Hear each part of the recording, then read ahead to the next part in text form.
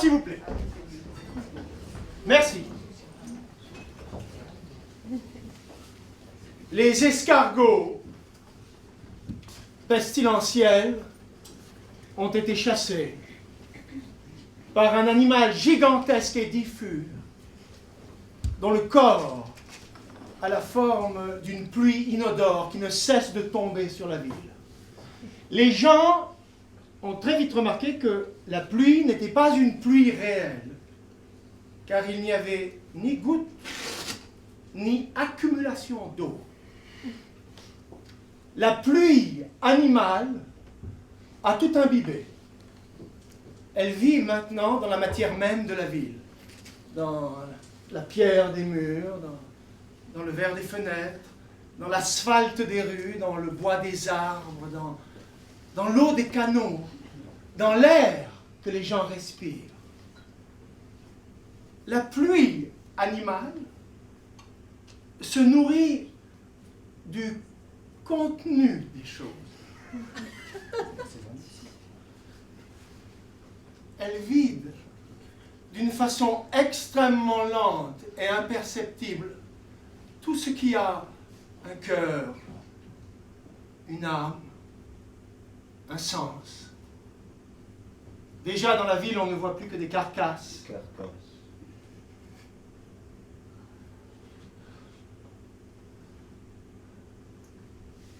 C'est inutile d'acheter une pomme. Elle est creuse à l'intérieur. Les pins n'ont plus de mie. Les arbres ne sont que des troncs gonflés. Quand on soulève une pierre, on s'aperçoit qu'elle est extrêmement légère. Les poissons flottent à même le fleuve.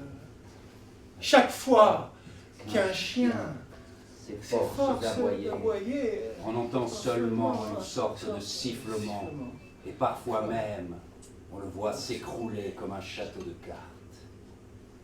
La pluie animale s'enfonce de plus en plus profond, de plus en plus loin. Il n'y a pas d'abri contre la pluie animale. Les gens ont tout essayé.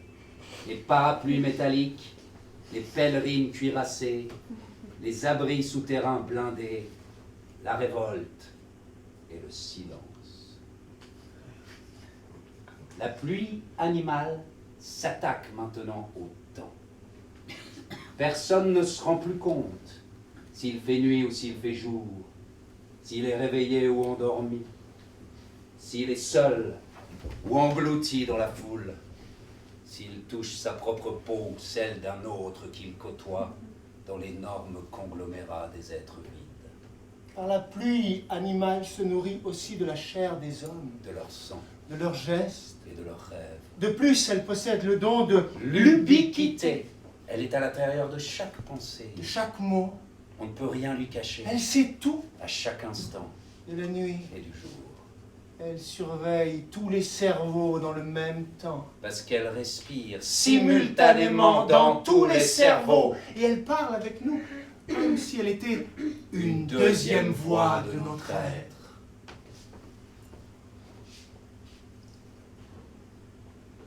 On regrette beaucoup le temps des escargots pestilentiels. Eux au moins étaient tellement silencieux.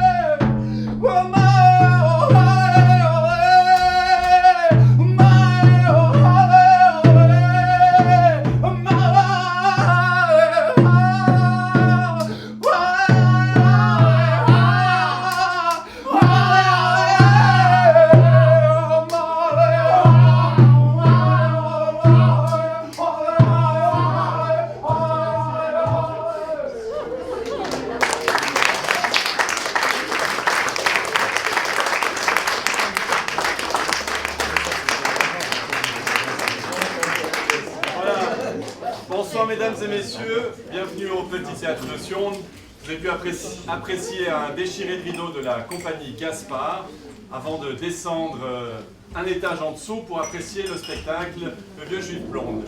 Je vais récupérer vos petits billets et profiter...